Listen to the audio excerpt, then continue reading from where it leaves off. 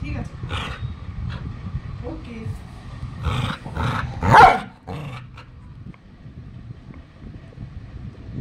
তাই বলে রোজ রোজ তো বড় বড় আলুগুলো চুরি করে খাচ্ছিস? রোজ ঝুড়ি থেকে একটা আলু নাই হয়ে যাচ্ছে। আলুর কত দাম জানিস? জানিস আলুর কত দাম? 20 টাকা কিলো। কালকে বাজারে যাবি, বাজারে গিয়ে